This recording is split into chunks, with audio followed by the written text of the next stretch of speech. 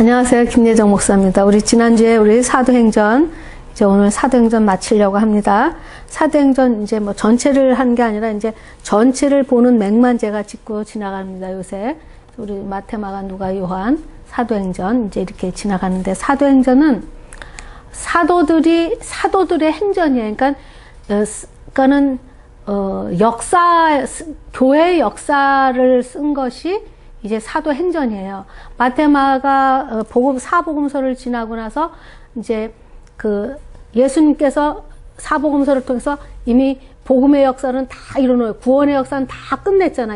다 이루었다 하고 예수님 이 땅에 오셔서 우리 죄를 위해서 십자가 못 박혀 죽으시고 부활하시고 승천하셔서, 그래서 사도행전 1장은 이제 주님이 1장은 이제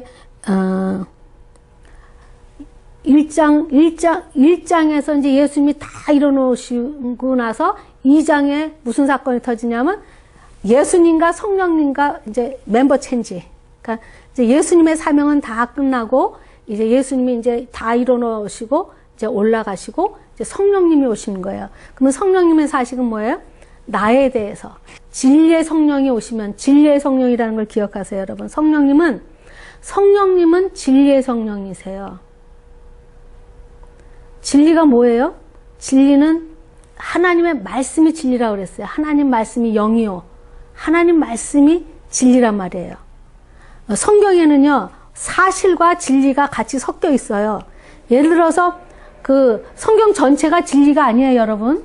여러분, 야곱 같은 경우는 에서를 속이는 아버지를 속이는 장면, 그 다음에 와이프를 대신에 얻는 장면, 이런 것이 진리가 아니라 그 사실 속에서 인간의 역사 속에, 인간이 만들어가는 역사 속에 진리가 들어가면 어떻게 인간이 변하는가에 대한 이 사실이에요. 그래서 진리의 영이 오시면, 그러니까는 예수님은 하나님이 하시는 모든 일을 드러냈어요. 예수님은 자기 스스로 자기를 드러낸 적이 한 번도 없다 그랬죠. 지난번에도 내가 늘 늦춰 말한 것처럼. 그러면 성령님은, 예수님은 내가 내 스스로 말한 것이 하나 없고, 하나님은 나를 기뻐하시고, 하나님은 나를 늘 눈동자같이 지키는 것은 내가 하나님이 기뻐하시는 일, 하나님이 명령하신 것, 하나님 내가 하라 하시는 일을 다 행하셔서 결국은 예수님 입에서 다 이루었다. 하나님의 계획을 다 이루었다. 하나님이 인간 구역 사역을 계획하시고 하신 모든 걸 다 이뤘다. 끝냈을 때 성령님이 오시는 거는 다 이뤄놓으신 이 문제를 우리 안에 들어와서, 왜?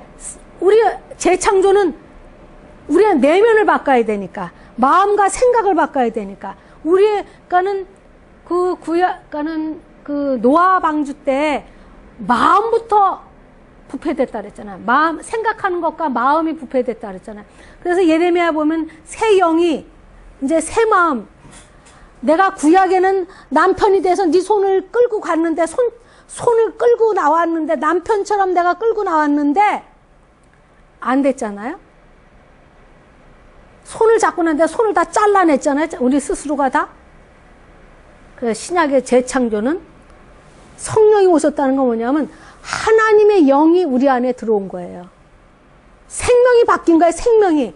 옛 생명에서 새 생명으로 바뀐 거란 말이에요. 거듭났다라는 것은 새 생명이 들어왔다는데, 내가 거듭난 걸 어떻게 알 수 있느냐? 하나님의 말씀에 씨앗이 들어와서 내 심령에 결혼한 거예요. 예를 들어 이런 거예요. 쉽게 말하면 정자와 남자가 합쳐야 생명이 나오듯이 우리 안에 하나님의 말씀, 씨라고 그러잖아요. 말씀을 씨. 하나님의 말씀이 우리 안에 들어왔는데, 복음이 들어와 있는 이 말씀을 성령님께서, 하나님의 영이신, 하나님의 마음과 하나님의 생각, 예수님이 다 이뤄놓으신 그 진리의 영이 오셔서 우리 안에 생명이 되어주신 거예요. 그러니까 우리 옛 생명도 있지만 새 생명이신 예수님으로 인해서 거듭난 새 생명이 들어온 거예요. 그게 성령님이에요. 성령님이 오셔서 100% 자기의 능력을 드러낸 것이 아니라 예수님의 복음을 증언하러 온 거예요. 그래서 우리를 거듭나게 하고, 그 다음에 복음의 증인으로 이제 우리를 살 수 있도록 성령님께서 도우시는 거예요. 사도행전은 어떻게 끝이 나요? 흥왕하였더라. 그러니까는 로마에서 끝이 나요. 사도 바울이 로마에서 죽잖아요. 그러니까 그 당시에 세상 끝은 로마란 말이에요. 세상 끝이 로마. 로마를 그렇게 가고 싶어 했어요, 바울이. 그래서 결국은 로마에서, 세상 끝은 그 당시에 끝, 로마에서 복음을 전하고 거기서 자기 사명 끝나죠. 그러고 나서는 이제 사도행전이 끝나고 나면 뭐가 끝나요? 사도행전이 끝나는 게 아니잖아요. 끝나질 않고 말씀이 흥왕에게 전도되었더라로 이제 끝나면 그 다음에 뭐예요? 사도들이 했던 모든 그 사도들의 행전이 끝나면 지금은 복음 행전이에요. 복음. 우리를 통해서 복음의 증인으로 살라고 성령께서 새 생명이 들어와서 우리의 사명은 뭐냐? 복음의 증인으로 살으라고.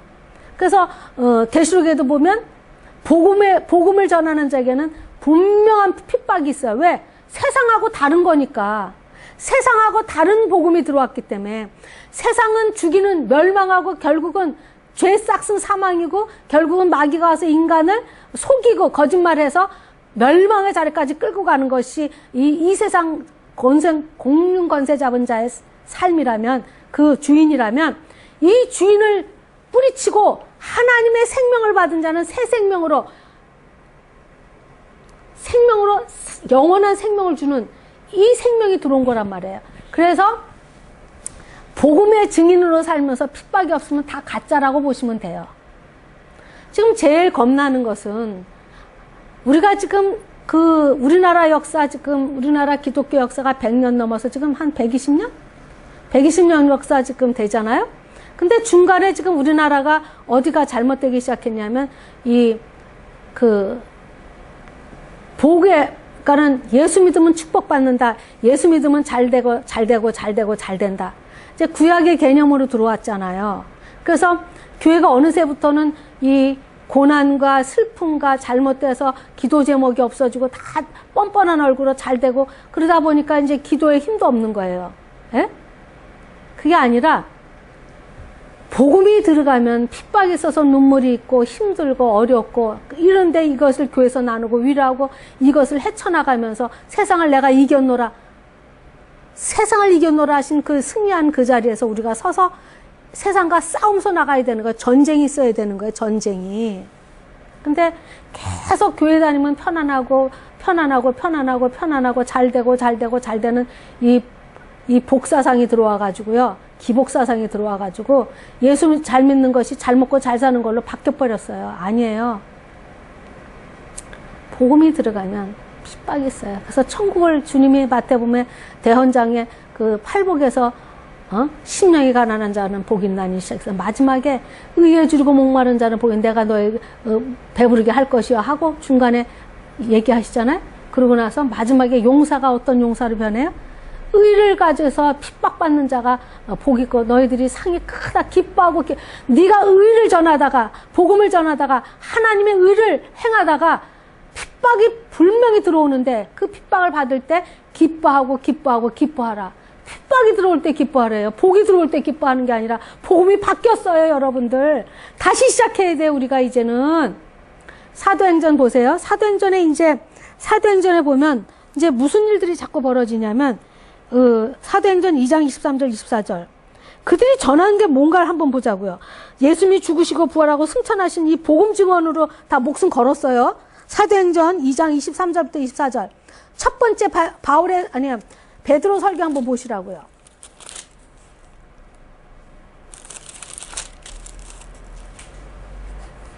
(23절) 이스라엘 사람들아 이 말을 들으라. 너희도 아는 바 하나님께서 나사렛 예수로 큰 권능과 기사와 표적을 너희 가운데서 베푸사 너희 앞에서 그를 증거하셨느니라. 너희 앞에서 그를 증거하셨느니라. 그가 하나님의 정하신 뜻과 미리 아신 대로 내어준 바 되었거늘 너희가 법 없는 자들의 손을 빌어 못 박혀 죽었으나 하나님께서 사망의 고통을 풀어 살리셨으니 이는 그가 사망에 매어 있을 수 없음이라. 베드로가 제일 번째 입을 열어서 전한 것도 예수님의 죽음과 예수님의 그 부활 사건이에요. 사도행전에 들어오면 부활 사건이에요. 부활. 기독교는 부활이 있는 거예요. 죽음에 메어놓을 수 없는 거예요. 왜? 죽음은 죄 싹슨 사망은 죽음은 죄값으로 오기 때문에 죄값이 해결되는 우리들은 부활의 사건으로 우리를 초대하는 거란 말이에요. 그래서 사도행전은 무슨 기적과 이적을 찾으려고 하면 안 돼요. 그들이 계속 핍박받은 것밖에 없어요. 베드로도 십자가로 거꾸로 져서 죽죠. 바울이 참수당하죠. 왜? 복음의 증인으로 살면 이 땅에서 이 세상 임금이 이를 갈고 아주 그냥 뭐 벌벌 떨고 싫어하니까. 그러니까 이 땅에서 우리가 참 크리스찬으로 살 때 바울은 뭐라고 그래요? 바울은 다시 이렇게 말해요. 십자가에 남은 고난을 내 몸에 채운다고 그랬어요. 이 사건을 그렇게 표현해요, 바울은. 십자가에 남은 고난이 뭐예요? 세상과 원수되어서 복음만 전하면은 핍박이 들어오잖아요. 바울이 얼마나 많은 내 몸에 예수 그리스도의 흔적을 가졌대. 예수 그리스도의 흔적을 가졌다는 게 뭐야? 예수님이 이 땅에서 얼마나 예수님도 이 땅에서 부귀영화 누리다 가셨어요? 얼마나 오해 속에서 살다가 그 요한복음을 보면은 그 빌라도가 예수님을 이제 로마 병장한테 내놓죠.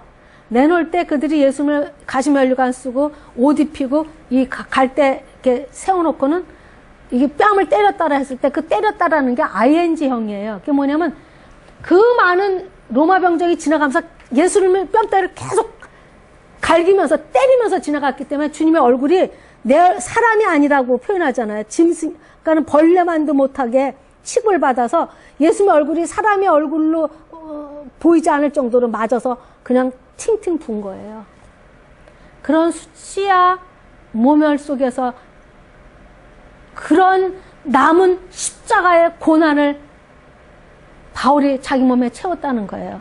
이것이 기독교의 본질이에요, 여러분들. 사도행전의 본질이에요.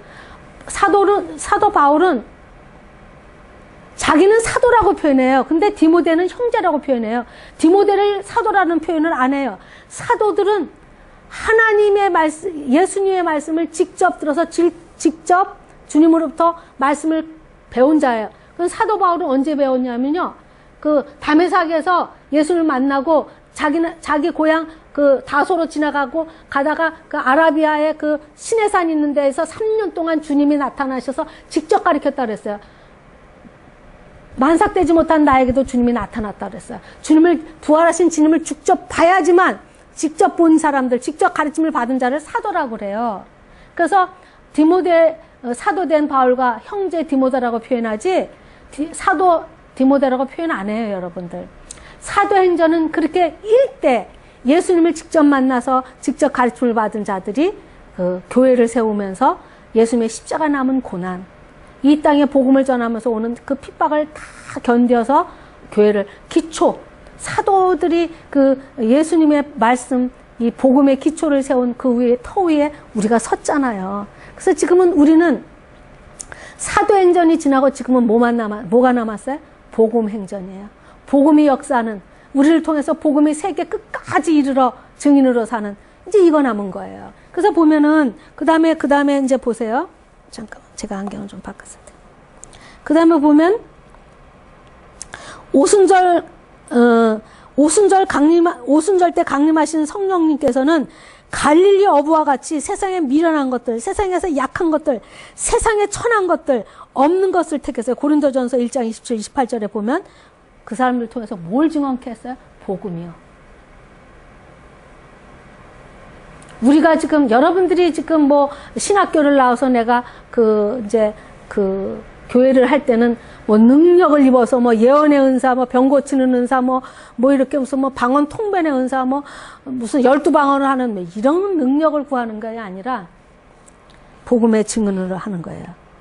세상에 미련한 것들, 세상에 약한 것들, 세상에 천한 것들, 없는 것을 택해서 복음을 증언케 했다는 거.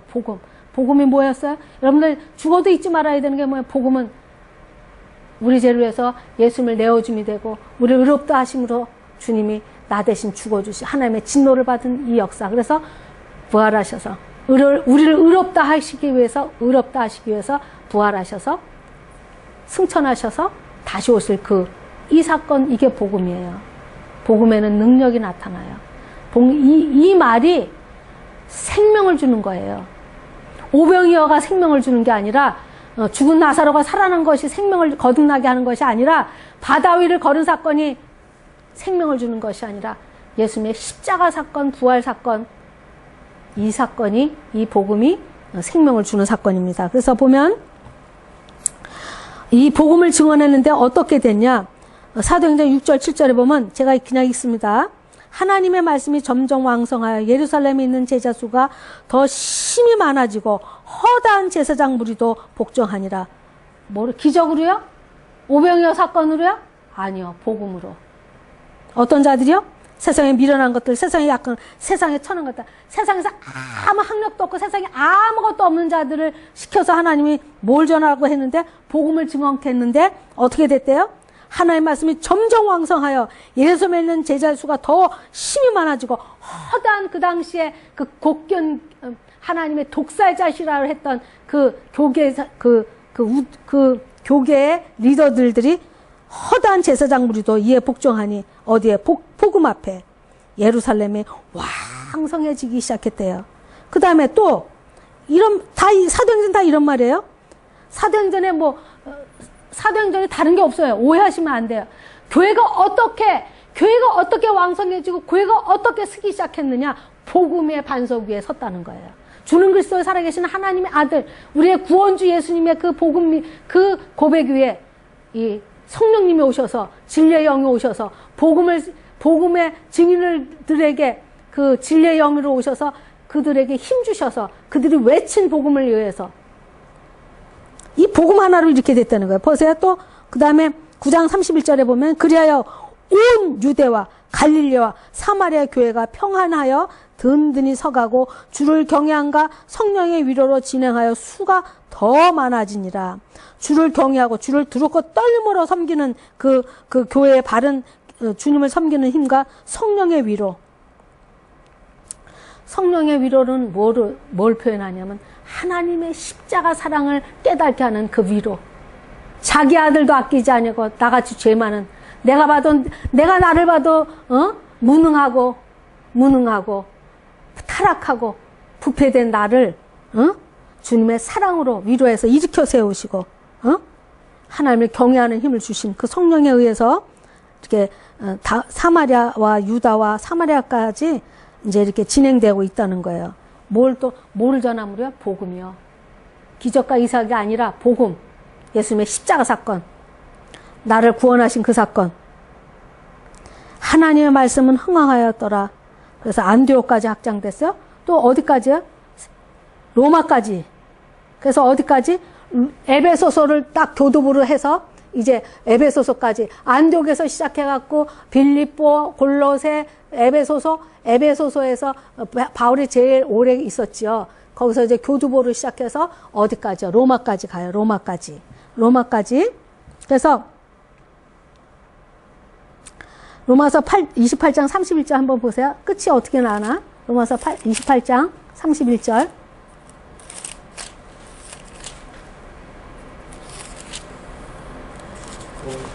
아니. 사도행전 28장. 제가 로마서가 아니라 사도행전 28장 31절. 맨 끝에 어떻게 끝나나 보세요. 끝은 안 났나. 담대히 하나님 나라를 전파하며 주 예수 담대히 하나님 나라를 전파하며 주 예수 그리스도께 관한 것을 가르치되 그만한 사람이 없더라. 지금도 우리가 복음을 전할 때 하나님이 우리를 도와줘요. 복음을 전할 때. 이 말씀 앞에는 누구도 우리를 방해할 자가 없는 거예요. 지금 이제 그래서 복음을 이제 우리가 전하고 다니는 거예요. 사도 바울은 말없이 사라지는 겁니다. 로마까지 가서 땅끝인 로마까지 가서 사도 바울은 자기 사명이 끝나고 내가 선한 싸움을 다 싸우고 이제는 나를 향한 면류관을 받으러 간다고 이제 그 선한 싸움을 다 싸웠다 그래요. 우리 인생도 죽을 때까지 선한 싸움을 싸우는 거. 우리 인생 속에 리타이어라는 것이 없어요. 뭐라 그러죠? 여기서는 그거 퇴직한다 그러나? 그 리타이어, 그러니까는 이제 그만하는 거. 이제, 일선에서 그만두는 일이 죽을 때까지 없는 거예요. 예수님의 모든 제자들이 그 하나님의 복음을 전하는데 죽을 때까지, 죽기까지 복음을 전하다 가듯이 우리 인생 속에 주님의 오시라 하신 그날까지 이렇게 복음 사명자로 살다가 가는 거예요. 담대히 하나님 나라를 전파하며 주 예수 그리스도께 관한, 주 예수 그리스도께 관한 가르치는데 그만한 사람이 없더라 하고 사도행전이 끝나는 걸 여러분들이 아셔야 돼요. 그래서 보면 사도 바울은 달마다 이제 이 자기들의 그 동역자들한테 기도를 부탁하죠. 사도 바울의 안지나 서나 꿈에나 어떻게든지 복음을 전하는 것이 사도 바울의 일생 하신 일입니다. 그래서 데살로니가 후서에 보면 이렇게 부탁을 해요. 주의 말씀이 너희 가운데서와 같이 다름질하여 우리한테 부탁하는 거예요. 이제 사도 바울은 주의 말씀이 너희 가운데서와 같이 다름질하여 영광스럽게 되게 해달라고 기도해 주고서 부탁합니다. 이게 무슨 뜻이냐면 나만 이 주의 말씀이 우리들 가운데, 지금 우리들 가운데서, 내가 지금 이렇게 사도 바울의 인생이 내가 복음을 위해서 내 전생애를 다 바쳐서 이 복음을 위해서 살았던 사도 바울의 인생 속에 사도 바울이 우리를 초대하는 말이에요. 지금 우리를 초대하는 말. 사도 바울은 주의 말씀이 우리들 가운데 한예정이, 아니 김예정이, 그 다음에 지금 말씀을 듣는 이 전도사님들, 가운데 다름질하여 영광스럽게 되게 해달라고 기도를 부탁하는 거야. 복음을 전함으로 하나님의 이 복음이 영광스럽게. 왜냐하면 복음이 전하는 것마다 어떻게 돼요? 생명이 살잖아요. 생명이. 죽었던 생명이, 하나님이 잃어버렸던 자녀들이 하나씩 찾아오잖아요. 보면은 누가 보면 뭐래잖아요? 회개할 거 없는 사람보다 한 잃어버렸던 영혼이 찾아오면 천국에서 잔치가 벌어진다고 그러잖아요. 하나님의 복음을 전하면 생명이 살려지는 것이 하나님의 말씀이 영광스럽게 되는 거예요. 하나님의 영광이라는 것은 하나님의 속성이 드러날 때, 하나님의 성품이 드러날 때, 하나님의 속성 중에 가장 큰 속성이 뭐냐면 공의와 사랑이란 말이에요. 이 공의와 사랑을 어디서 완성시켜서? 십자가에서. 십자가의 복음이 전해질 때, 이 말씀이 한 생명을 살리게 될 때, 이 복음을 전함으로 생명이 들어가면서 그 생명이 하나님의 생명으로 거듭나서 하나님의 생명으로 자기의 본질을 찾아갈 때, 잃어버렸던 하나님의 자녀들을 찾아내서 우리가 다시 잃어버렸던 이 미아들을 하나님 앞에 잃어버린 자들을 찾아서 하나님 앞에 드릴 때 이 말씀이 영광스럽게 되는 거예요. 복음이 들어가서 그들이 하나님의 자녀로 거듭날 때 이거보다 하나님의 말씀이 영광스럽게 되는 것이 없어요. 지난주에는 저는 탈북자 사역을 좀 했는데, 제가 아시는 그 탈북자인데, 이름은 제가 댈 수는 없어요. 근데 무슨 사건이 지난주에 있었냐면, 잠깐만.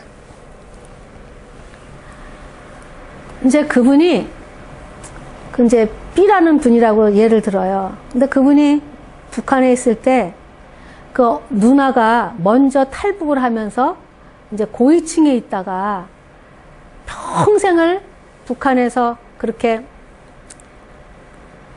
신이니까, 김일성이 신이니까 거기다 목숨 걸고 바쳤는데 어느 날 자기가 끌려간 거예요. 정치수용소는 어딘지는 끌려가서 매를 얼마나 맞았는지, 이분이 하여간 탈출해서 나와서 한국에 왔는데 저희 집에서 하루 한 이틀 잤어요. 저희 그 강화 집에서. 그래서 그분을 제가 잘 좀 알아요. 근데 얼마나 맞았는지 몸 한 군데 성한 데가 없어요. 얼마나 맞았는지. 뼈가 다 어긋날 정도로 맞았으니까. 근데 자기는 그 당시에 맞을 때 맞은 게 아프지 않았대요. 어디가 그 배신감에 자꾸 덤벼서 더 맞았대, 이 사람은. 자기 누이가 탈출했는데 자기를 붙잡아다가 대라고 때리는데 자기는 누이가 탈출했는지도 모르는데 반동분자가 된 거예요. 그 좋은 토대가. 하루아침에 자기 전생애가 디나이 되는 거야. 다 이렇게, 그러니까는 배신자가 된 거야. 하루아침에 충성되어서 자기가 김일성을 향해서 그렇게 전생애를 다 바쳐서 충성봉사해서 자기가 이렇게 뿌듯하게 내가 김일성한테 이 나라에 충성된 일꾼으로 이렇게 인정받고 살았던 그 토대가 세상에 하루아침에 자기도 모르는 사실, 자기 누이가 탈출해갖고 북한을 갔는지 한국을 갔는지 중국을 갔는지 자기도 모르는 사실에 잡혀가지고 들이맞는데 하루아침에 자기 전생애가 그냥 디나이 돼가지고 뭐가 돼요? 반동분자가 되는데 어떻게 자기는 전생애를 거기다 바쳤잖아요. 전생애를 김일성이 하나님인 줄 알고 거기 김일성한테 충성하는 것이 가장 큰 낙이요 기쁨이요 가장 큰 최고의 명예로 알고 영광으로 알고 살다가 세상에 그런 자기 인생을 하루아침에 반동분자로 만들어버리는데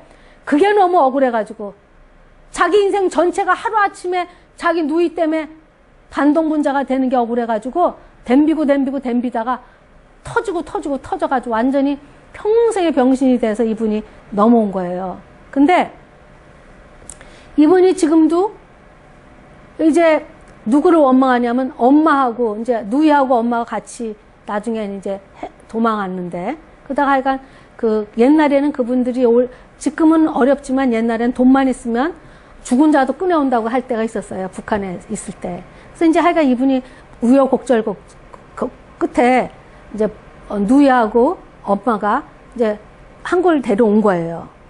근데 이분이 결국에는 자살했어요. 내가 자살한 걸 말하려고 하는 게 아니에요.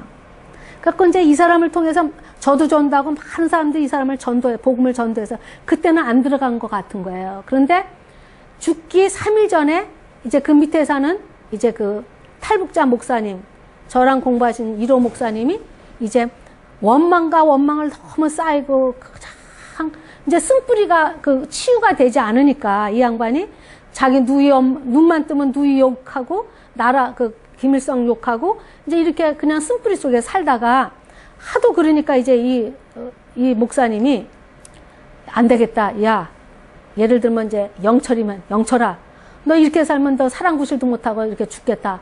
너 예수님 아들로 영접하자 그랬더니 그날은 영접하겠다 하더래요. 그래서 이제 영접할 때 영접하는 기도 있잖아요.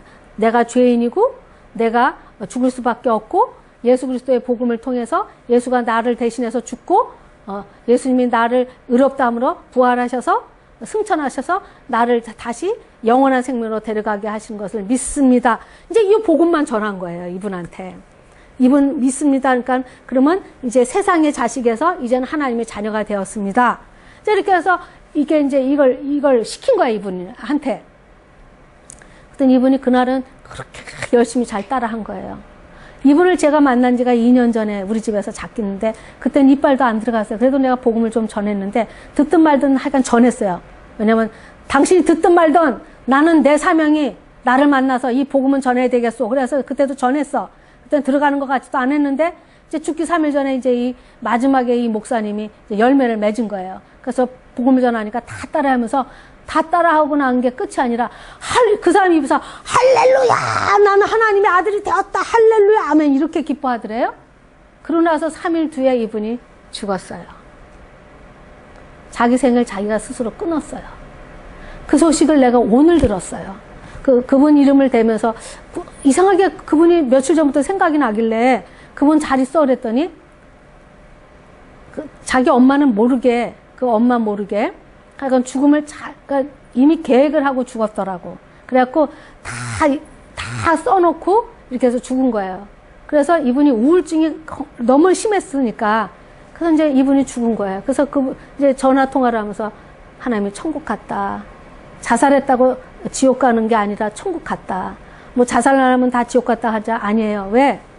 그게 그 근거가 말씀이 어디 있냐면 고린도전서에 보면 5장쯤에 가보면 그 하나님이 그 영은 구원하고 그 육은 그 마귀한테 내놨다라는 말이 있어요. 그런 것처럼 이 사람이 우울증이 심하니까 3일 전에 살아도 산 목숨이 아니야. 너무 아파서 매일 아스피린을 달고 살고 진통제를 달고 살았어야 돼요. 그러니까 사람이 몸이 너무 아프면 사람이 이 몸의 성전인데 몸이 너무 아프면 그렇게 사는 것이 기쁨이 없을 거 아니에요. 매일 머리가 깨지게 아픈 거예요.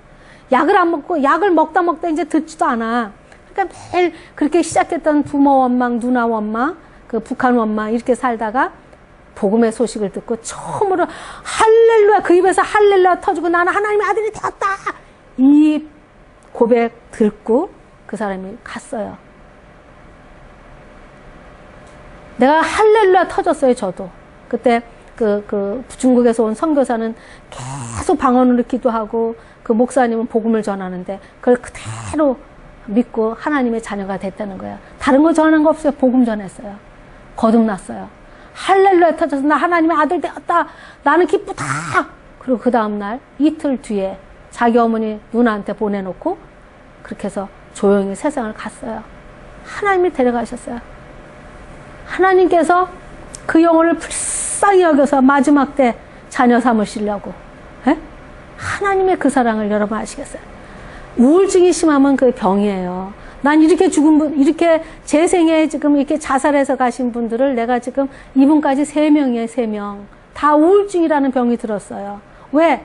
세상의 그 억울함, 그 공의가 없어서 억울함 때문에 병들은 그 사람들이 그 병에서 육이 약하니까 일어나지 못하다가 한 사람은 미국에서 자기 머리에다 권총 쐈어요. 그래서 그 우울증에 그날도 저랑 전도해갖고 하나님의 사랑의 구원의 그 기쁨을 전해서 막 그렇게 디스커션 했는데 신문 난 거예요. 그때 제가 무지 고민했어요. 하나님 이게 뭡니까? 이 사람 지옥 갔습니까? 천국 갔습니까?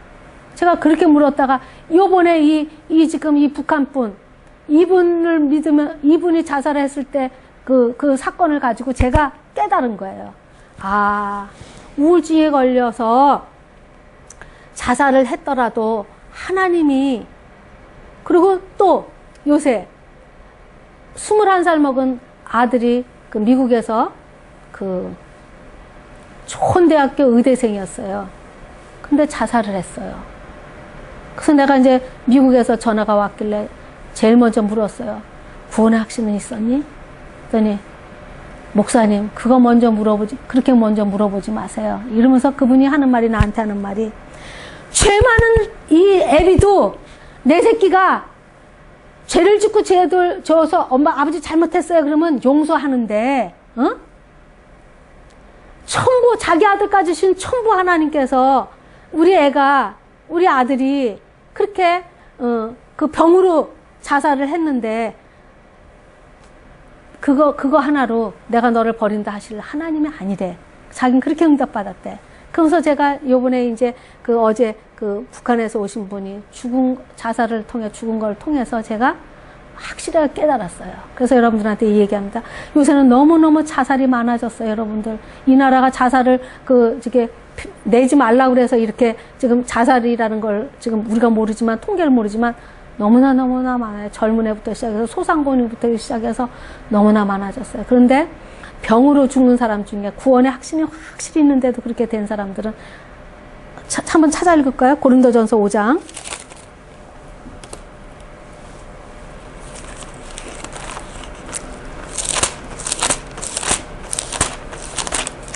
몇 장인지 제가 확실하게 기억은 안 납니다. 5장 있다는 것만 제가 기억이 나는데.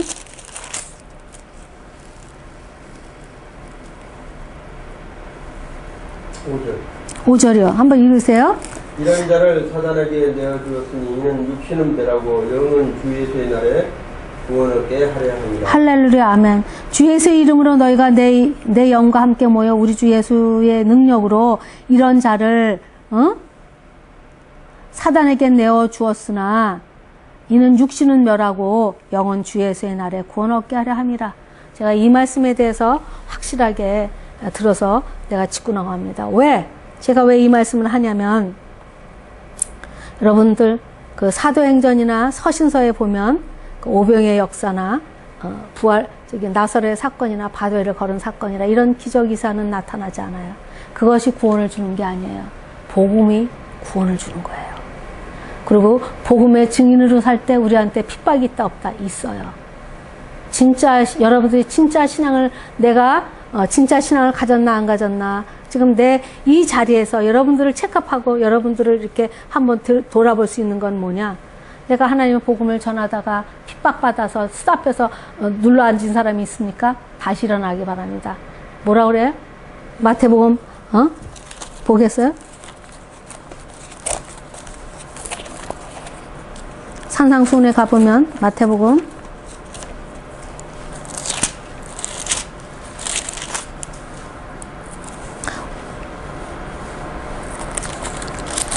5장 보면 나를 인하여 너희를 욕하고 핍박하고 거짓으로 너희를 거슬려 모든 악한 말을 할 때는 너희에게 복이 있나니 기뻐하고 즐거워하라. 하늘에서 너희 상이 큼이라. 너희 전에 있던 선지자들도 이같이 핍박하였느니라. 복음을 전하면 우리가 기뻐하는 것은 사도 바울의 말처럼 십자가에 남은 고난을 내 몸으로 채워야 그 골로새에서의 그 감옥에 가갖고 지하 감옥에서 편지 쓸 때 너희를 유익하기 위해서 내 몸에 남은 고난을 채운다 그래요. 지금 너희를 유익하기 위해서 내가 이 감옥에 와 있다 이렇게 말해요. 사도 바울은 대놓고. 왜? 복음을 전하다가 너희들에게 생명을 주기 위해서 내 생명은 지금 꺼져가도 너희들이 살리는 그 기쁨, 이것이 기쁨이래. 기뻐하고 기뻐라. 내가 예수님의 그 복음을 전하다, 의를 전하다가 핍박받을 때 기쁨이 터지는가.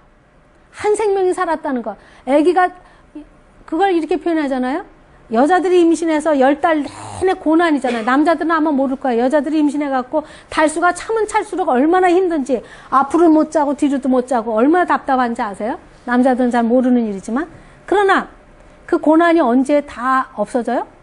아기가 탄생했을 때 10달 동안 힘들었던 거, 이떳했던 거, 배가 불러갖고 이러지도 저러지도 못하고 답답했던 거, 이 모든 게 하루아침에 끝나는 거예요. 그냥 아기를 보는, 새 생명을 태어난 아들을 아기 내 품에 안길 때 그 10달 동안의 그 고난이 다 끝나는 거예요. 우리가 이 땅에서 받는 고난이 천국 가면은 감당할 수 없는 복이 있어요. 그걸 그래서 하나님께서 말씀을 그렇게 표현했어요. 예? 해산의 고통을 겪고 나면 그게 새 생명을 가지면 그 해산의 고통을 다 잊어버리듯이 우리도 복음으로 새 생명 거듭나게 하는 인생을 그런 새 생명을 날 때 고난이 없을 수가 없는 거예요. 이 새 생명을 태어나는 고난을 통해서 하나님이 비유로 태어나서 지금 영적인 그런 복음을 통해서 새 생명을 날 때 이렇게 비유해 주는 거란 말이에요. 지금. 그래서 다시 읽어요, 제가. 나를 인하여 예수 그리스도를 전하는 복음을 인하여 너희를 욕하고 핍박하고 거짓으로 너희를 거슬려 모든 악한 말을 할 때는 입 딱 다물고 이게 복이 있다니까 기뻐하고 즐거워하래. 야, 내가 이제는 용사가 돼서 내가 하나님 말씀을 전하는데 옛날에는 한마디만 해도 못하는데 이 핍박, 의를 위하여 핍박받는 자는 저희는 복이 있나니 천국이 저희 것이며 내가 어떻게 용사가 돼서 예수님을 전하다가 이렇게 핍박을 받을까. 이 마음을 알았기 때문에 사도 바울이 감옥에서도 할렐루야 자꾸 찬양하고 남은 고난을 내가 채운다라고 담대하게 말할 수 있는 거예요. 육신의 자녀를 낳을 때도 고난이 있을 때 10달 동안의 고난이 있는데 하물며 영적인 생명을 낳을 때 우리한테 이 고난이 없으면 가짜인 거예요. 내가 하는 모든 일 중에 이것이 진짜인가 가짜인가를 알려면 내가 핍박이 먼저 오나 영광이 먼저 오냐. 모든 사람들은 예수를 잘 믿고 전도하고 그러면 뭐 영광이 오는 줄 아는데 잘못된 거예요. 아니에요. 성경은 뭐라고 말해요? 계시록에도 그러잖아요. 사도 요한이 복음을 증언하라 감옥에 왔다고 아주 대놓고 얘기하잖아요. 여러분들 이제 마지막입니다. 이제 믿지 않는 사람도 마지막이라고 하는데 믿지 않는 사람들도 이 시대를 마지막이라고 말하는데 우리가 정신을 차리십시다. 지금 코로나19라는 팬데믹에 우리가 빠져가지고 날마다 그런 스트레스가 많아지니까 지금 지금 방송이 어떻게 가냐면요. 뉴스랑 세상에 들리는 이 스트레스를 텔레비로 또 풀어. 뭐로 풀어요? 요새 얼마나 많은 이 트로트 가수들이 세상에 채널만 열면 국민 가수, 무슨 뭐 트로트 가수, 뭐 무슨 가수 아주 세상 노래로 잔치를 아주 전 테레비가 다 깔렸어. 그지요?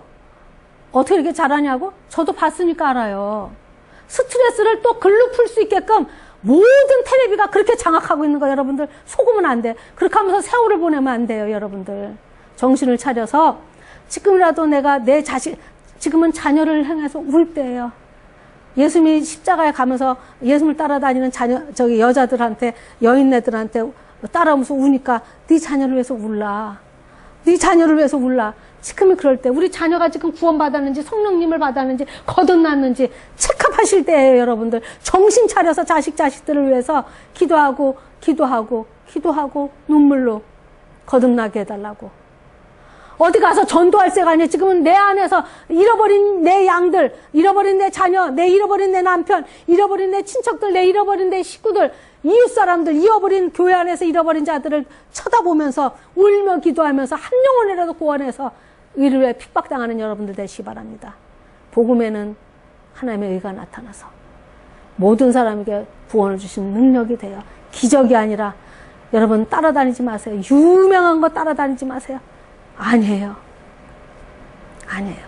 제가 한 가지 내가 이제 오늘은 그 소식을 들으면서 제가 말씀 준비하다가 참 내가 오늘은 무슨 말씀을 전할까 했어요. 근데 이제 잠깐 제가 이제 여기까지 제가 지금 한국에 선교사로 나온 지가 2009년도에 나왔으니까 벌써 10년이 넘어가네요. 근데 제가 첫 번째 한국에 부흥회를 나올 때가 북한 교회였어요. 제가 이제 미국에서부터 그 북한 분을 만나서 이제 총신을 보내서 등록금을 이제 도네이션을 받아서 그분을 졸업을 했는데 교회를 세웠다고 말씀 붕회를 해달라고 해서 이제 제가 갔네요. 수요 예배 때부터 붕회를 갔네. 근데 이 북한 분이 교회를 세워놓고 그때가 10년 전이니까 북한 사람들이 교회 세웠다면 얼마나 많은 도네이션이 들어왔는지 몰라요. 교회를 세워놨는데 1억이 넘게 생긴 거예요. 에? 그러니까 그 돈 맛에 미쳐가지고 완전히 이 사람이 싹분이 된 거예요. 그래갖고 세상에 내가 미국에서 자비량으로 들어와서 수요일날 붕회를 왔는데 잊어버렸어. 도네이션 돈 받으러 다니는 재미에. 그래갖고 내가 붕회를 딱 가서 거기를 물어물어 찾아서 그 3번에 가니까 3명 앉아있더라고, 3명. 붕회 광고를 못해가지고 수요일날. 기가 딱 차지요. 여러분 내가 그냥 한국에서 온 것도 아니고 미국에서 왔는데 첫 번째 부흥회가 내 인생의 첫 부흥회. 그것도 내가 도네이션 그러니까는 이제 총신을 보내서 졸업시켜서 교회를 세워서 이제 첫 말씀 부흥회를 하니까 얼마나 기뻐서 왔겠어요? 근데 이미 이 돈 맛이 들어갔고 그리고 자기는 또 도네이션 받으러 간다고 그 부흥회에 자기 또 나갔어요. 나가고 한국 전도사 하나, 한국 전도사님 딸 하나, 나이 드신 그 권사님 하나 딱 3명, 여자 3명 앉혀놓고 자기는 또 누가 돈 준다고 나가네. 제가 딱 서가지고 붕해를 할 수 있겠어요, 없겠어요? 너무 기가 딱 차는 거예요, 제가. 그래서 이 일을 어떻게 할꼬, 어떻게 해야 되는지 이거 황당하더라고. 근데 그때 주님의 음성이 내 마음에 들리는 거예요. 나는 베다니 집에, 베다니 나사로 집에 마리아 내 발밑에서 하나 가리키느냐고 내가 나사로의 집에 갔지? 딱 이런 음성이 내 안에 딱 들어오는 거야. 마리아 하나 내 무릎에 앉혔다? 딱 주님의 음성이 여기 딱 들으니까 나는 몇 명이야? 3명. 부흥회 시작한 거예요. 그때 그 3명을 놓고 부흥회를 하면서 제가 한국으로 올 수 있는 발판이 된 거예요. 여러분들 큰 교회가 아니에요. 하나보다 천하보다 귀한 한 영혼을 위해서 여러분들 목숨 거시기 바랍니다. 그리고 제가 여기까지 왔어요. 지금도 제가 말씀 전하면서 밥해 먹여가면서 그렇게 지금도 해요. 복음을 전하는 데는 영광이 따르는 거 아니에요. 고난 뒤에 영광이 오는 걸 기억하시고 전도사님들 마지막 때 말씀 공부 열심히 하셔서 복음 정리 잘 하셔서 복음 전하는 그런 능력 있는 주의 종들 되시기 바랍니다. 마치겠습니다.